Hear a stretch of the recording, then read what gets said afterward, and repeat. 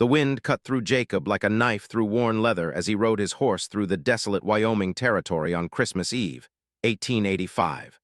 Snow fell in thick curtains, making it hard to see more than a few feet ahead. His weathered face bore the scars of a man who had seen too much pain, fought too many battles, and lost everything that once mattered to him. Jacob was 34 years old, but he looked much older. His dark hair was streaked with premature gray, and his blue eyes had lost their spark years ago. 3 winters had passed since he buried his wife Sarah and their young son Tommy after the fever took them both. The ranch they had built together with their own hands stood empty now, sold to pay debts and funeral costs. All that remained of his former life was his horse Thunder, his rifle, and a heart that had turned to stone. He had spent the last 3 years drifting from town to town, taking odd jobs, never staying long enough to form connections with anyone. People made him uncomfortable now. Their laughter sounded hollow, their happiness seemed fake, and their attempts at friendship felt like salt in his wounds. He preferred the company of his horse and the endless stretches of wilderness where a man could disappear and forget that Christmas used to mean something. The storm was getting worse by the hour. Jacob pulled his coat and urged Thunder forward, looking for shelter. They had been riding since dawn, trying to reach the next town before the weather turned deadly. But nature had other plans, and now they were caught in the middle of nowhere with night falling fast. Through the swirling snow, Jacob thought he saw a faint glow in the distance. At first, he assumed it was just his tired eyes playing tricks on him. But as Thunder struggled through the deepening drifts, the light grew brighter and more real. It appeared to be coming from a small homestead tucked into a grove of pine trees about half a mile away. Jacob hesitated. His instinct was to avoid people, especially on Christmas Eve when folks would be gathered around their fires, sharing stories and celebrating things he no longer believed in. But Thunder was exhausted, and the temperature was dropping fast. Even a man with a heart of stone needed shelter when nature decided to show her fury. As they drew closer to the homestead, Jacob could make out a small log cabin with smoke rising from the chimney. There was a barn nearby and what looked like a vegetable garden buried under the snow. It seemed like a modest but well-kept place, the kind of home where people carved out a simple life on the frontier. Something was wrong, though. Jacob had developed sharp instincts during his years of wandering, and those instincts were telling him that things were not as they should be at this little homestead. There were no tracks in the snow leading to or from the barn. No signs that anyone had done the evening chores that were essential for survival in this weather. He dismounted near the front porch and tied Thunder to a post, noting that the horse's breath created white clouds in the frigid air. Jacob climbed the wooden steps carefully, his boots making soft, crunching sounds in the snow. He raised his hand to knock on the door, but paused when he heard something that made his blood run cold. It was the sound of a woman crying softly, mixed with what seemed like whispered prayers. The voice was weak and desperate, as if the person inside was at the end of their strength. Jacob had heard that kind of crying before, during the dark days when Sarah was sick, and he knew he was losing her. He knocked gently on the door, not wanting to startle whoever was inside. "Hello in there," he called out in his rough voice. "I'm caught in the storm and need shelter. I mean no harm." The crying stopped abruptly, followed by a long silence. Then he heard the sound of someone moving slowly across the floor, as if each step was difficult and painful. A woman's voice, weak but trying to sound strong, called back through the door. "Who are you? What do you want?" Jacob could hear the fear in her voice, and he understood why a woman alone would be cautious about opening her door to a stranger, especially on a night like this. "Name's Jacob, ma'am. I'm just a traveler trying to get out of this storm. My horse and I need shelter for the night. I can pay for the trouble." There was another long pause, then the sound of a wooden bar being lifted. The door opened slowly, revealing a young woman who looked to be in her early 20s. She had long brown hair that hung loose around her shoulders and green eyes that were red from crying. She was wearing a simple blue dress that seemed too thin for the cold, and Jacob could see that she was shivering. But what struck him most was how pale and weak she looked. There were dark circles under her eyes, and she had to lean against the doorframe to stay upright. It was clear that she was sick or injured, perhaps both. "I'm sorry," she said, her voice barely above a whisper. "I don't usually. I can't really take in strangers. My husband will be back soon, and he wouldn't like it." Jacob studied her face carefully. During his years of drifting, he had learned to read people quickly, and everything about this woman told him she was lying about the husband. There were no men's clothes hanging by the door, no muddy boots on the porch, no signs that any man lived here at all. "Ma'am," he said gently, "I don't mean to be forward, but you look like you might need help yourself. When did you last eat a proper meal?" The woman's green eyes filled with fresh tears, and she seemed to sway on her feet.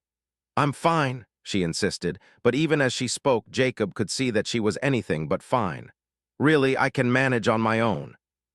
"What's your name?" Jacob asked, his voice softer now. Despite all the walls he had built around his heart, he couldn't ignore the obvious distress of another human being.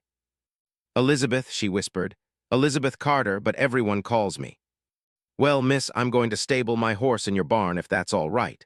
The storm's getting worse, and Thunder needs to get out of this wind. Then maybe you and I can figure out how to help each other get through this Christmas Eve." Looked uncertain, glancing back into the dark cabin, and then at the snow that was now falling so thick it looked like a white curtain. Finally, she nodded and stepped back to let him enter. "I suppose, just for tonight," she said, "but you should know that I don't have much food or anything to offer a guest." Jacob stepped into the small cabin and immediately felt the warmth from the fireplace. The interior was simple but clean, with handmade furniture and a few personal touches that suggested this had once been a happy home. But like the woman herself, everything seemed to have a layer of sadness and neglect, as if life had become too hard to maintain properly. As closed the door behind him, Jacob noticed that she moved like someone who was in pain or extremely weak. His instincts told him there was much more to her story than she was letting on, and that whatever had brought her to this desperate state was connected to why she was alone on Christmas Eve in the middle of nowhere. The wind howled outside, rattling the windows and reminding both of them that the storm was far from over. Neither Jacob nor knew it yet, but this chance meeting on the worst night of winter was about to change both their lives forever. Jacob spent the next hour taking care of Thunder in the small barn behind's cabin. The structure was sturdy, but showed signs of neglect that confirmed his suspicions about her situation. There was hay in the loft and oats in a barrel, but everything had a thin layer of dust that suggested the barn hadn't been properly tended in weeks, maybe months. As he brushed down his horse and made sure the animal had food and water, Jacob found himself thinking about the frightened young woman in the cabin. During his years of wandering, he had learned to mind his own business and avoid getting involved in other people's problems. But something about situation reminded him too much of the helplessness he had felt when Sarah was dying, and there was nothing he could do to save her. When he returned to the cabin, stamping snow off his boots on the porch, he found sitting in a wooden chair by the fireplace. She had wrapped herself in a quilt, but Jacob could still see that she was shivering. The fire was burning low, and it was clear she didn't have the strength to add more wood. "Let me build up that fire," Jacob said, moving toward the woodpile beside the hearth. "This cold will get into your bones if you're not careful." "You don't need to do that," protested weakly. "I can manage." But Jacob was already adding logs to the fire, stirring the embers until the flames grew bright and warm. As the light danced across the cabin, he got a better look at his surroundings and noticed details that told him more about Story. There were 2 plates and 2 cups on the kitchen shelf, but one of each was covered with dust. A man's coat hung on a peg by the door, but it looked like it hadn't been worn in a long time. Most telling of all, there was a framed photograph on the mantel showing a young couple on their wedding day. The woman was clearly, but she looked healthy and happy, with bright eyes and a radiant smile. The man beside her was tall and handsome, with kind eyes and a confident expression. "That's a beautiful picture," Jacob said carefully, not wanting to pry but hoping she might share her story. Followed his gaze to the photograph and fresh tears began flowing down her cheeks. "That was taken 2 years ago," she whispered. "On the happiest day of my life. We had such plans, Thomas and I, we were going to build this place into a real ranch, maybe have children, create something lasting." She paused, wiping her eyes with the corner of the quilt. "He was killed 6 months ago. There was an accident with a horse he was trying to break. One moment he was laughing and joking, and the next he was gone. Just like that, everything we had built together was over." Jacob felt a familiar pain in his chest, the same ache he carried every day since losing his own family. "I'm sorry for your loss," he said quietly. "Losing someone you love is the hardest thing a person can endure." Looked at him with surprise, perhaps hearing something in his voice that told her he spoke from experience. "Have you lost someone too?" For a moment, Jacob considered giving her a vague answer and changing the subject. He had spent 3 years avoiding conversations about his past, refusing to share his pain with anyone. But there was something about this young woman's courage in the face of overwhelming grief that made him want to offer her the comfort of knowing she wasn't alone in her suffering. "My wife and son," he said simply. "Fever took them both 3 years ago. Sarah was 26 and Tommy was just 4 years old. They died within hours of each other, and I couldn't do anything to save them." The two of them sat in silence for several minutes, watching the flames dance in the fireplace and listening to the wind howl outside. They were both thinking about the people they had loved and lost, and how empty life felt without them. "What happened after your husband died?" Jacob finally asked. "How have you been managing the homestead alone?" His expression grew even sadder, if that was possible. "For the first few months, I tried to keep everything going the way Thomas would have wanted. I tended the garden, took care of the animals, tried to maintain the property. But it was too much for one person, especially someone who had never done the heavy work before."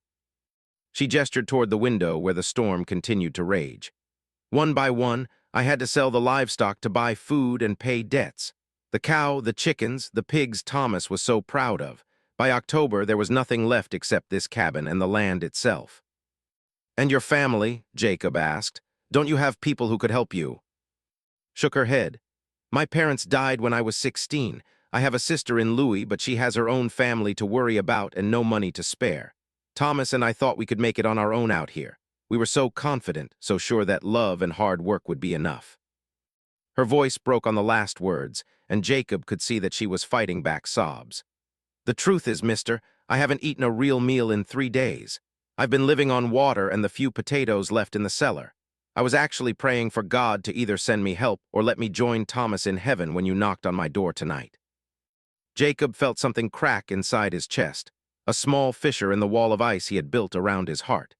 Here was a young woman who had lost everything, just as he had, but she was still fighting to survive while he had given up on life and been wandering aimlessly for 3 years. "When did you last check your supplies?" he asked, standing up and moving toward what he assumed was the kitchen area. "What are you doing?" asked, sounding alarmed. "I'm going to see what we have to work with," Jacob replied, opening cabinets and checking shelves. What he found was worse than he had expected. There were a few withered potatoes, some flour that looked like it might be going bad, a tiny bit of salt, and not much else. But Jacob had lived rough for 3 years, and he had learned how to make a meal out of almost nothing. In his saddlebags, he always carried jerky, hardtack, coffee, and a few other staples. Combined with what had, it might be enough to get them both through the storm. "I'm going to cook us some supper," he announced, rolling up his sleeves. "Nothing fancy, but it'll be hot and filling." "Mister, you don't understand," protested. "I can't pay you for food. I don't have any money left." Jacob turned to look at her, this brave young woman who was so proud she could barely accept help even when she was starving. "Who said anything about payment? It's Christmas Eve, miss. Even a broken-down old wanderer like me knows that's a time for sharing what we have." As he began preparing their simple meal, Jacob found himself doing something he hadn't done in 3 years. He was taking care of another person, thinking about someone else's needs instead of just his own pain. And despite all his efforts to remain detached and uninvolved, he was beginning to care what happened to Elizabeth Carter. Outside, the storm continued to rage, but inside the small cabin, two lonely people were discovering that sometimes the darkest nights can lead to the most unexpected dawn. The meal Jacob prepared was simple but warming. He made a thick soup using his jerky, potatoes, and some wild onions he found in her cellar. The smell filled the small cabin with something that hadn't been there in months, the aroma of a real home-cooked meal. As they sat at her small wooden table, eating by the light of the fire and a single oil lamp, Jacob watched eat with the desperate hunger of someone who had been slowly starving. "This is delicious," she said between careful spoonfuls, as if she was afraid to eat too fast and make herself sick. "I had almost forgotten what it felt like to have something warm and filling." Jacob nodded, but he was more interested in watching the color return to her cheeks as she ate. The simple meal was already making her look stronger, more like the vibrant young woman in the wedding photograph on the mantel. "Tell me about your life before," he said, wanting to keep her talking while she ate. "What was it like when your husband was alive?" His eyes grew soft and distant as she remembered happier times. Thomas was the most optimistic person I ever knew. He could look at this little piece of land and see a grand ranch with hundreds of cattle.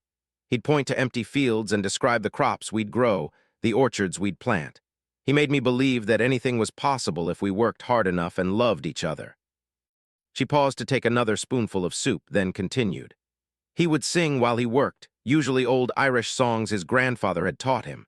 I could hear him from inside the house, and it made even the hardest days seem bright. He had this way of finding joy in the smallest things: a good sunset, a successful harvest from our little garden, the way I looked in my blue dress. "It sounds like you were very happy," Jacob said, feeling an old ache in his chest as he remembered his own brief time of happiness with Sarah and Tommy. "We were," agreed. "Even though we didn't have much money and the work we were building something together.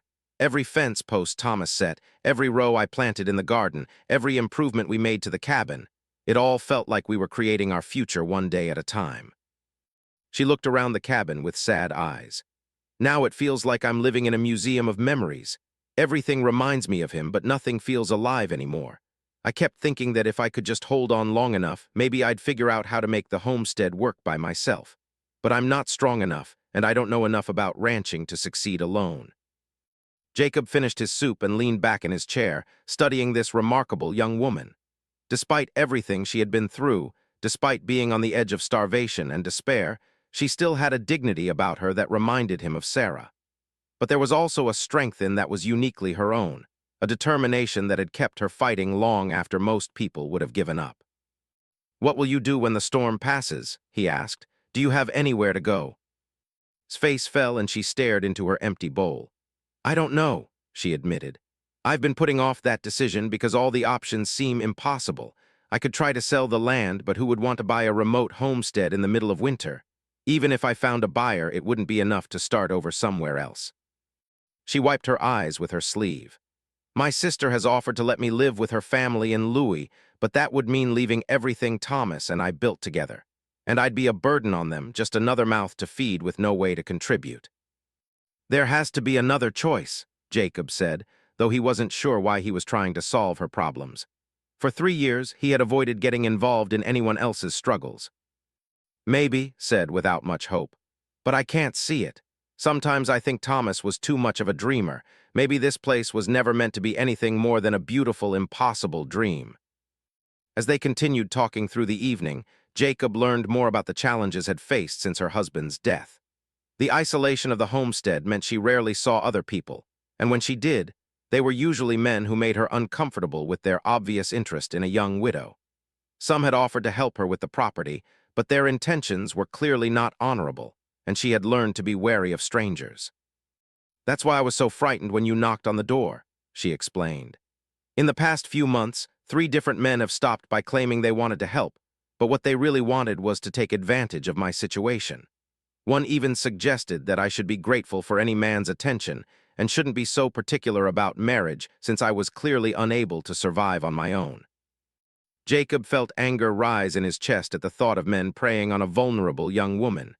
"You were right to be cautious," he said. "A woman alone has to be careful about who she trusts." "But you're different," observed, looking at him thoughtfully. "You could have taken advantage of my situation, but instead you've been kind and respectful. You fed me and asked for nothing in return. Why?" Jacob was quiet for a long moment, staring into the fire and thinking about her question. Why had he helped her? Why had he shared his food and his story when he had spent 3 years avoiding exactly this kind of human connection? "I suppose," he said finally, "when you've lost everything that mattered to you, you understand what it feels like to be desperate and alone. I wouldn't wish that feeling on anyone, especially not someone who's been through what you've endured." "But helping me won't bring back your wife and son," said gently. "What happened to them wasn't your fault, and punishing yourself by living like a hermit won't honor their memory." Her words hit Jacob like a physical blow. In 3 years of wandering, no one had ever spoken to him so directly about his guilt and self-imposed isolation. Most people either avoided the subject entirely or offered empty platitudes about time healing all wounds. "You don't understand," he said, his voice rough with emotion. "I was supposed to protect them. I was the man of the house, the provider, the one who should have found a way to save them. Instead, I watched them die and couldn't do anything but hold their hands and promise them things would be all right. And you think that makes you a failure? Asked, her green eyes serious. Jacob, from what you've told me, you did everything you could. You loved them, you cared for them, you were with them when they needed you most. That's not failing, that's being human in the face of forces beyond our control. Jacob found himself looking into her eyes, seeing a wisdom there that seemed far older than her 20-something years. This young woman who had every reason to be bitter and defeated was instead offering him comfort and perspective about his own grief. Maybe, he said quietly, but it doesn't make the guilt any easier to carry. No, agreed, it doesn't. But carrying it alone, cutting yourself off from all human connection, that's not what Sarah and Tommy would have wanted for you, is it? As the wind continued to howl outside and the fire burned low, Jacob realized that this unexpected Christmas Eve conversation was forcing him to confront truths about himself that he had been running from for 3 years. And somehow, talking to someone who understood loss and grief was beginning to crack open the frozen shell he had built around his heart. As Christmas morning dawned, the storm had finally passed, leaving behind a world transformed by snow. The landscape outside's cabin looked like something from a fairy tale, with every tree branch and fence post outlined in pristine white. The sun was shining for the first time in days, making the snow sparkle like diamonds across the rolling hills.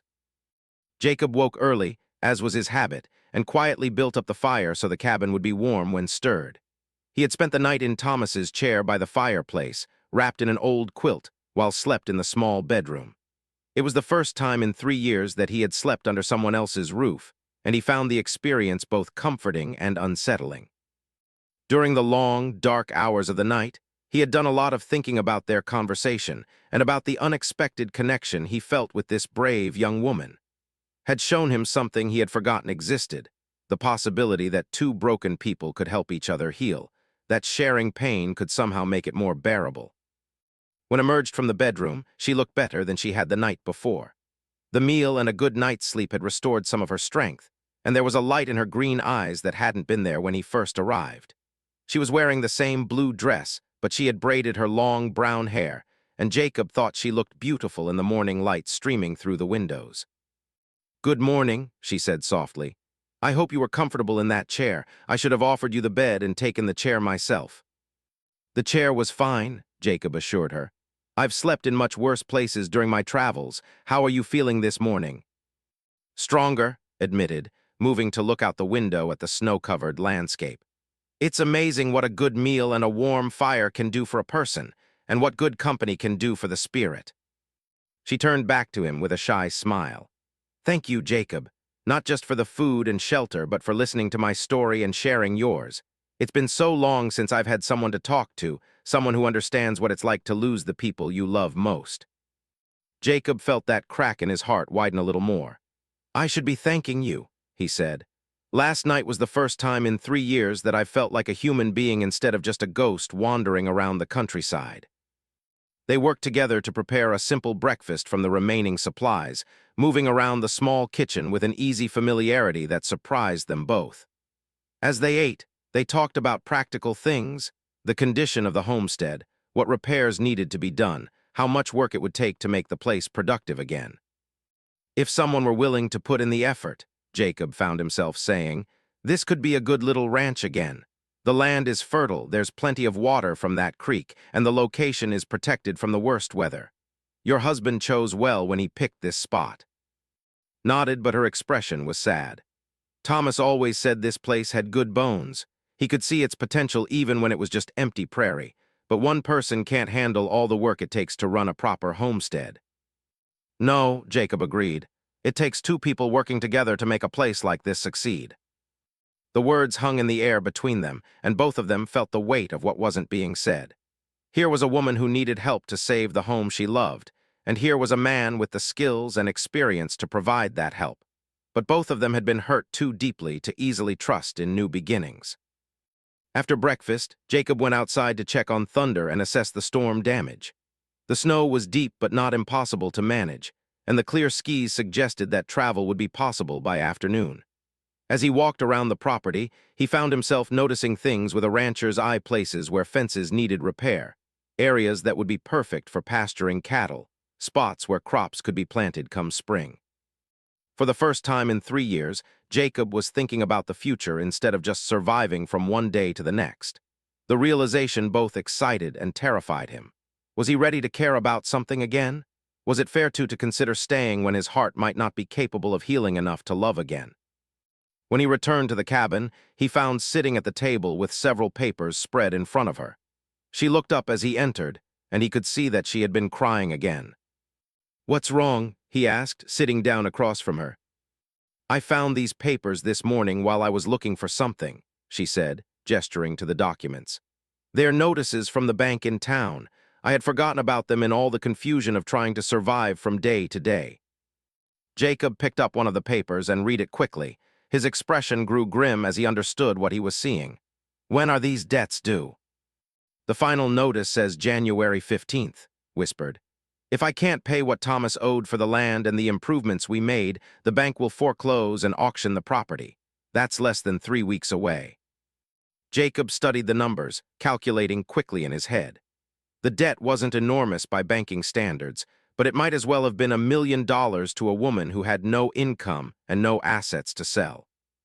"How much do you owe?" he asked gently. $340, said her voice breaking. "It might as well be 3,000. I have no way to raise that kind of money in 3 weeks. All this time I've been fighting to save the homestead, and it was already lost." Jacob was quiet for a long time, staring at the papers and thinking about the money in his saddlebags. Over 3 years of drifting, taking jobs and spending very little, he had accumulated exactly $412. It was everything he owned in the world, his safety net against starvation and homelessness. But as he looked at its devastated face, at this young woman who had fought so hard to preserve the home she had built with her husband, Jacob realized that money sitting in his saddlebags wasn't really living. It was just another way of existing without truly being alive. He said slowly, "What if I told you there might be a way to save the homestead?" She looked up at him with desperate hope. "What do you mean?" Jacob took a deep breath, knowing that what he was about to say would change both their lives forever. "I have enough money to pay off the debt to the bank, and I have the skills to help you rebuild this place into the ranch your husband dreamed of creating." Stared at him in shock. "Jacob, you can't possibly mean that. That's all the money you have in the world. You'd be giving up your freedom, your ability to move on whenever you wanted. Why would you do such a thing for someone you just met?" Jacob met her eyes steadily. "Because sometimes God puts people in our path when we need them most. Because you've reminded me what it feels like to care about something beyond my own grief. And because I think Thomas would want someone to help you save the home you built together." Tears were streaming down his face as she struggled to find words. "But what would you want in return? No one gives up everything they have without expecting something back." "I'd want a partnership," Jacob said simply. "A chance to work this land with someone who understands what it means to lose everything and fight to build it back. I'd want a home where I could honor Sarah and Tommy's memory by living fully instead of just existing. And maybe, if we're both willing to try, I'd want the chance to see if two broken people can help each other become whole again."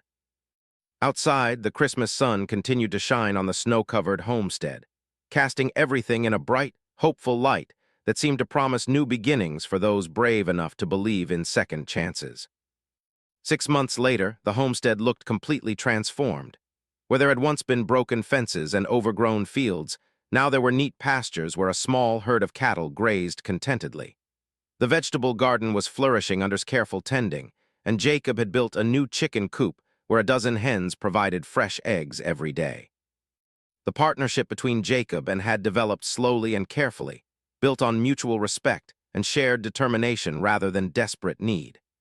In January, they had ridden into town together to pay off the bank debt, causing quite a stir among the local residents who wondered about the relationship between the widow Carter and the mysterious stranger who had appeared during the Christmas blizzard. They had been honest with everyone about their arrangement.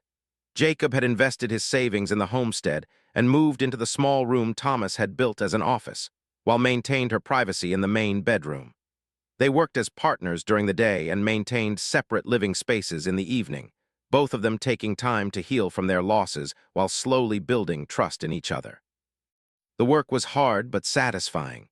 Jacob had forgotten how good it felt to build something permanent, to plant crops and tend animals with an eye toward future harvests and growth.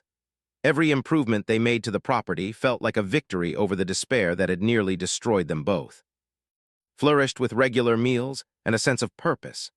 The pale, desperate woman Jacob had found on Christmas Eve was replaced by someone vibrant and confident, whose laughter once again filled the cabin during their shared meals.